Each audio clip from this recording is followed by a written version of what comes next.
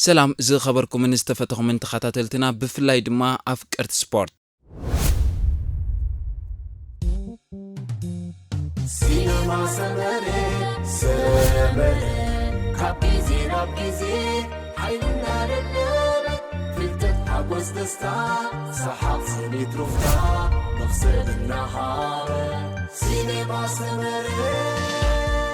حسن عبو كابو سعيد فلي كابدي دما نوريا حميد بشحن 966 عام تمرت اب كبابي كوماساريات حماسين ماكل كتما مسمان تحاو فلي سعيد اب اسمرات وليدو ادميون تمرت مس اخله مباتا كاب قداماي كساب كالاي كفلي اب تمرت طليان بورنوتي كبابي بارتورينو ماكلاي درجه اب تمرت مسكرم اغ ازيان سلام قدس باولوس موديل كالاي درجه دما اب اساق تولد مهدن غزا خنيشات ماهيرو سدرابيت سعيد فلي ركبلو كاب زعبي كسبت زناسه سبورتاويان يمنيرم عبد الوا اب سبورت زحدرلهم نفوع تصاوتاي كعسو اغري بخرتا غزاز نبره سو ابراهيم سعيد اسرو بمصعب بلوصاتن طبق اريا نايت كبابي كوينوم كعبيو اخيلوميو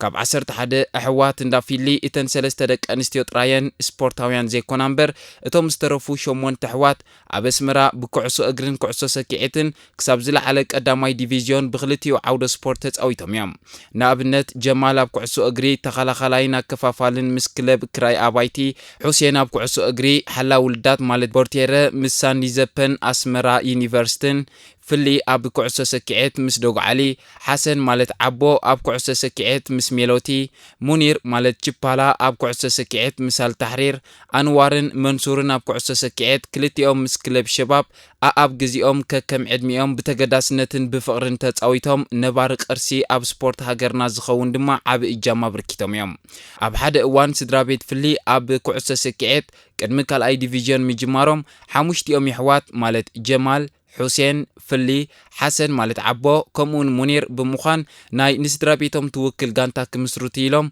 كله لممداتن مدلواتن غيروم ابچاف مسبصحو ناي استفلاليا غانتاታት ጻውዒት ስለዝቀረበሎም ነተሐሳባ ቋሪጾም ነናብተን ዝደለዮኦም ክለባት ክኸዱት መሪጾም እዮም حسن عبو ጎኒ ኩዕሶ ሰኪዕ ድማ ኣብ ኩዕሶ እግሪ ከም ሓላ ውልዳት ማለት ቦርቴር ኮይኑ ይነጥፍ ነይሩ ኣብ ናይ መምሕዳራት ማለት ቀበሌ ዝካየድ ዝነበረ ድማ ንማህደር ብርሃን ወኪሉ ብምጽዋት ጽቡቕ ስምን ዝናናት ሪፊዩ ገለገለ ናይ ኩዕሶ እግሪ ክለባት ከይተረፋ ኣብ ገዝኡ ብምኻድ ምስ ክለባተን ክጽምብርኦ ይደልያ ከም ዝነበራ ናይ ቀረባ ፈለጥቱ ይዛረቡ ብፍላይ ክለብ ሳንዲዘፐ ኣዝያት ደልዮ ስለዝነበረት ከም ካልኣይ ሓላ ውልዳት ማለት ቦርቴር ኣፈሪማትያ ናይ ጋንታ ቀዳማይ ሓላ ውልዳት ምዕባይ ሓዊ ሁሴን ነይሩ ክልቲኦም ይሕዋት እንዳተበራረዩ ድማ ነታ ጋንታ ኣገልግሎም ማያም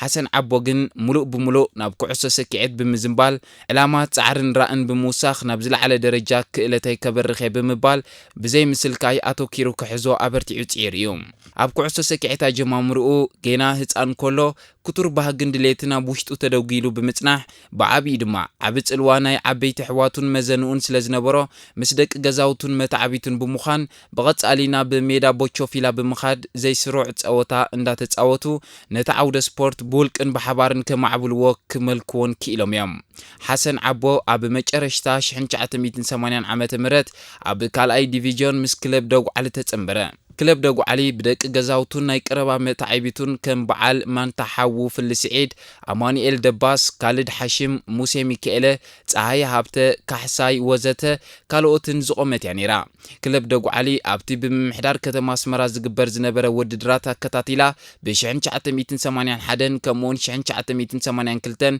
اب كالاي ديفيجن شامبيون زخونت غانتايا بدحريو كلب دوغ علي ناب قداماي ديفيجن مسغرت اقدمهم اب قداماي ديفيجن كلب دوغ علي زنبرو تصاوتي كم بعل جمال سعيد فلي حسين سعيد فلي غودفاي دباس حيل ابزابا وندفرا وزته كالوتن زامسلو تصاوتي يمنيرم اب قداماي ديفيجن حسن عبو بولقو خونه بغانتا درجه ازيو صحابن مساطن منقسقاسات يكايد نيريو بفلاي بزنبرو لعل شوتو ناي مزغاب كلت اب يعنتي ناي بوزحات كلبات كاتو كيلو نيريو مرآيا اكوب دمر ناي كلوتن صعرون دما مسكلب كراي اباي تخلو دما ጽቡቕን ብዶታት ዝመልኦ ናይ ጸወታ ግዜ ድሕር ምሕላፍ ናብታ ኣብ ሃገርና ዓብ ስምን ዝናን ዝነበራ ዓባይ ክለብ ኣስመራ ቢራ ማለት ሜሎቲ ኣብ 1986 ተሰጋግረ ኣብታ ዓመት እቲኣ ንዝኽሪ ገዲም ተጻዋታይ ኩዕሶ ሰኪዔት ክለብ ጁኒየር ዝነበረ ኢምፔርቶ ፌሬቲ ዝተዳለወ ውድድር ንመጋጥምቶም ብገፊሕ ብምስዓር ዋንጫ ክወስዱ ክኢሎም ምንባሮም ይዝከር። ሓሰን ዓቦ ኣብቲ ውድድር ዘርኣየ ውልቃዊ ናይ መጥቃዕቲ ቴክኒክ ክሳብ ሕጂ ተዘካሪ ኮይኑ ኣብ ናይ ዝኽሪ ኣእምሮ ቤተሰብ ኩዕሶ ሰኪዔት ተሰኒዱ ይርከብ። ኣብ 1986-1987 ኣከታቲላ ጋንትኡ ክለብ ኣስመራ ቢራ ማለት ሜሎቲ ኣብ ኤርትራ ሻምፒዮን ዝኾነትሉ ኣጋጣሚ ነይሩ። ሻምፒዮን ክለብ ሜሎቲ ንኤርትራ ብምውካል ናብ ኣዲስ ኣበባ ኣምሪሓ ነይራ። ኣብ ኣዲስ ኣበባ ድማ ንኹለን መጋጥምታ ዝነበራ ጋንታታት ብምስዓር ሻምፒዮን ናይ ሙሉእ ኢትዮጵያ ብምዃን ብሓባር ምስ ደቂ ጋንትኡ ብምዃን ኣንጸባራቕ ዓወት ኣምጽአት። ብምቕጻል ሻምፒዮን ናይ መላእ ኢትዮጵያ ስለ ዝኾነ ድማ ካልእ ኣህጉራዊ ጸወታ ተዳለወላ ናብ ሃገረ ጅቡቲ። ኣብ ሃገረ ጅቡቲ ተጓዒዛ ድማ እንደገና ዓወት ብዓወት ኮይና ተመሊሳ። ሓሰን ዓቦ ምስ ክለብ ኣስመራ ቢራ ማለት ሜሎቲ ካብ 1986 ክሳብ 1999 ብተደጋጋሚ ሻምፒዮን ናይ ኤርትራ ብምዃን ምስ ደቂ ጋንትኡ ኮይኑ ዓብ ታሪክ ሰሪሕ እዩ። ከምቲ ኣቐድማ ቢሉ ዝተጠቕሰ ክለብ ሜሎቲ ብቐጻሊ ንኤርትራ ብምውካል ንኢትዮጵያ ብምኻድ ዓወት ትጓናጸፍ ስለ ዝነበረት እዚ ዓብይ ናይ ዓወት ታሪክ ድማ ኣብ ነፍሲ ወከፍ ቤተሰብ ኩዕሶ ሰኪዔት ኣብ ክብሪ መዝገብ ናይ ክለብ ሜሎትን ተወቂሩ ይርከብ።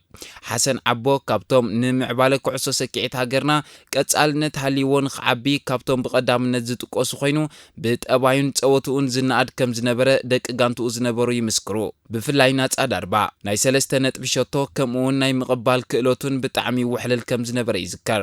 ፍሉይ ኣጋጣሚ ኮይኑ ክለብ ኣስመራ ቢራ ማለት ሜሎቲ ቅድሚ ናጽነት ቅድሚ ገለ ዋርሕ ሻምፒዮን ብምዃን ከምቲ ልሙድ ንኣዲስ ኣበባ ክትከይድ እንዳተዳለወትን ከለያ ናጽነት ተበሲሩ። ድሕሪ ናጽነት ክለብ ኣስመራ ቢራ ስማ ናብ ስምረት ተቐየረ። ምስ ክለብ ስምረት ከሎ ድማ ኣብ 1992 ንሃገራዊት ጋንታ ኤርትራ ተመሪጹ። ኣብቲ ዓመት እቲ ሱዳናዊት ክለብ ኣልመሪኽ ምስ 3 ማለት ክለባት ናይ ኤርትራን ምስ ሃገራዊት ጋንታ ናይ ምሕዝነታዊ ጸወታ ተሰሪዕላ ነይሩ። ስም እተን 3 ክለባት ሃገርና ንምጥቃስ ስምረት ወይ ድማ ሜሎቲ፣ ኣልታሕሪር፣ ቺፖሊንን ነይረን። ክለብ ኣልመሪኽ ኣንጻር ሃገራዊት ጋንታ ዝተገብረ ግጥም ወላውን ሱዳናዊት ጋንታ ናይ ቁመት ብልጫ እንተነበሮም ከም በዓል ሓሰን ዓቦ ዝርከብዎም ቁልጡፋት ኣብ ናይ ርሑቕ ዳርባ ዘድምዑ ናይ ሓባር ጸወታን ብምውሃድ ነታ ዕድምቲ ጋንታ ክስዕርዋ ክኢሎም ነይሮም። ብ1992 ከምኡውን 93 ብተኸታታሊ ተጻወቲ ኩዕሶ ሰኪዔት ማሕበረኮም ኤርትራውያን ካብ ኢትዮጵያ ናብ ኣስመራ ብምምጻእ ምስ ዓባይ ክለብ ኣስመራ ቢራ ማለት ሜሎቲ ተጻዊታ ነይራ። እቲ ክልቲኡ ግጥም ድማ ብዓወት ሜሎቲ ተዛዚሙ ነይሩ። ኮይኑ ግና ክልቲኦም ኣሕዋት ማለት ሁሴን ስዒድን ፊልስ ስዒድን ምስታ ማሕበረኮም ወኪላ ዝመጸት ዕድምቲ ጋንታ ብምውካል ኣንጻር ሓውና ዓብ ግጥም ብምክያድና ኢሎም ኣብ ህይወት ናይ ስፖርት ሞያና ዘይንርስዖ ክስተት ኢሎም ብዕምቆትን ብቐጻልን ይዝክርዋ።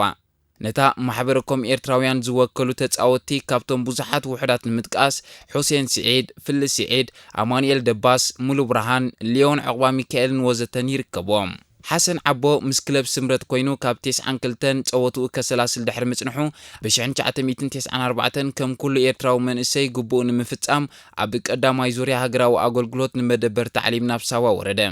ኣብ ሳዋ ብተዓለምቲ ቀዳማይ ዙርያ ብውዕውዕ ስምዒትን መንፈስን ዝካየድ ዝነበረ ኩዕሶ ሰኪዔት ሓሰን ዓቦ ንሳልሳይ ብርጌድ ብምውካል ምስ ብጾቱ ኮይኑ ናይቲ ውድድር ተዓዋቲ ብምዃን ዋንጫን መዳልያን ተሸሊሙ ክሳብ ሕጂ ድማ ምስ ሓሰን ዓቦ ዝተዓለሙ ደቂ ሃድኡ ብኽብርን ሓበንን ይዝክርዎ። ድሕሪ ምዝዛም ሃገራዊ ኣገልግሎቱ ናብቲ ኣዝዩ ዝፈትዎ ዝነበረ ስፖርት ኩዕሶ ሰኪዔት ተመሊሱ እዩ። ምስ ክለባት ቀይሕ ባሕሪ ባራኮን ተጻዊቱ። ኣብ 1997 ምስ ክለብ ቀይሕ ባሕሪ ከሎ ንዝኽሪ ገዲም ተጋዳላይ ኩዕሶ ሰኪዔት ነበር ነፍስሄር ተስፋይ ኣባይ ብስድራ ቤቱ ዝተወፍየት ዋንጫ ኣብ ዝተኻየደ ውድድር ብምዕዋቱ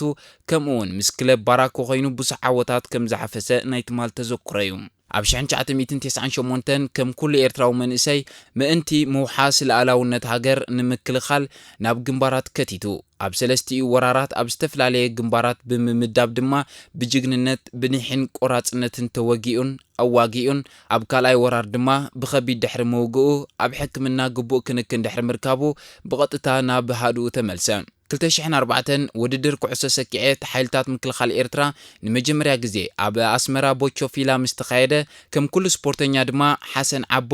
ንግንባር ቡሬ ትውክል ክለብ ንስሪ ኩዕሶ ሰኪዔት ንምጽዋት ነቲ ከም ጻዕዳ ኢዱ ዝፈልጦ ሜዳ ተመለሶ ንክለብ ንስሪ መጀመርያ ከም ተጻዋታይ ድሕሪ ዝተወሰነ ዓመታት ድማ ከም ኣላይን ኮሚተን ኮይኑ ነታ ጋንታ ብምሉእ ልቢ ሓብሒቡን ኣገልጊሉን እዩ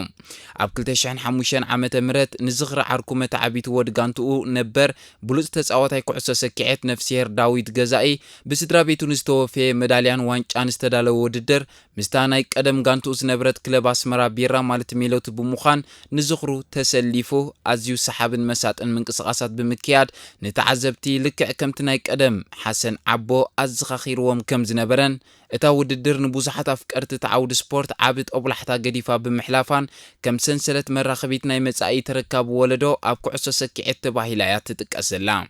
ናይ ቀረባ ዕሩኽቱን ደቂ ጋንትኡን ድማ ነቲ ዝሓለፈ ውድድር ምቁር ብድሆ ብምባል ብኽብሪ እንዲዝክርዎ ኣለዉ እታ ደሚቓ ተኾሊዓ ትወፅእ ዝነበረት ፍልጥ ሳጉኡ መን ከም ዘውፅኣሉ እኳ እንተዘይተፈልጠ ብኸመይ ከም ዝወፀቶ ግን በቲ ሓቦ ግበሩ ሓቦ እንዶ ግበሩ ዝብል ዝነበረ ብተደጋጋሚ ናይ ሞራልን ደገፍን ቃላትን ተሞርኪሶም ከም ዘውፅኡል ይፍለጥ እቲ ግዜ ኣብ እዋን ናይ ደርግ መግዛእት ስለ ዝነበረ ዝኾነት ኤርትራዊት ጋንታ ምስ ናይ ጦር ሰራዊት ጋንታ ኩዕሶ ሰኪዔት እንድሕር ትጻወታላ ብውልቂ ኾነ ብጋንታ ደረጃ ንዝኾነ ኤርትራዊ ተጻዋታይ ብዓውታ ሓቦ ግበሩ ሓቦታ ወዲ ስለ ዝብል ነበረ እታ ቃል ከም ፍልይቲ መለለዩ ብምውሳድ ነታ ሓቦ ናብ ዓቦ ብምቕያር ሳጓ ኮይና ከም ዝለገበቶን ብኣኣ ነዊሕ ግዜ ከም ዝተጸውዐን ክፍለጥ ይከኣል ገዲም ተጻዋታይ ኩዕሶ ሰኪዔት ሓሰን ስዒድ ዓቦ ከም ባህሪ ሕውስ ተዋዛያይ ንዝተጸገመ ሓጋዚ ንዓብይ ንእሽቶ ሰብ ኣኽባሪ ሰሓቓይ ስለ ዝነበረ ይትረፍዶ ንሓዋሩ ንድቓይቕ እውን ካብ ጎንኻ ክፍልየካ ዘይትደልዮ ሕያዋይ ፍጡር ሰብ ነይሩ ሓሰን ዓቦ ኣብ ንጡፍ ናይ ስፖርት ሓይልታት ምክልኻል ኤርትራ ክለብ ንስር እንከሎ ብ2008 ኣብ ኣስመራ ብዝሓደሮ ሕማም ተሰዊዩ ስነ ስርዓት ቀብሩ ድማ ቤተሰብ ኣዝማድ ደቂ ኣሃዱ ቀረብቲ ፈተውቲ ደቂ ገዛውትን መተዓቢቱን ስድራ ቤት ስፖርት ብዝሕሰብ ዝተኣከብዎ ኣብ መካነ መቃብር ሓርበኛታት ኣስመራ ብኽብ ዝበለ ክብርን ስነ ስርዓትን ሓመድ ኣዳም ለቢስዩ ስዋኣትና ስለ ሃገርናን ህላዌናን ሓሊፎም እዮም ሕድሮም ብተግባር ብምስራሕ ንቕስኖም የቕንየለይ ዳንኤል መንግስቱ ገደ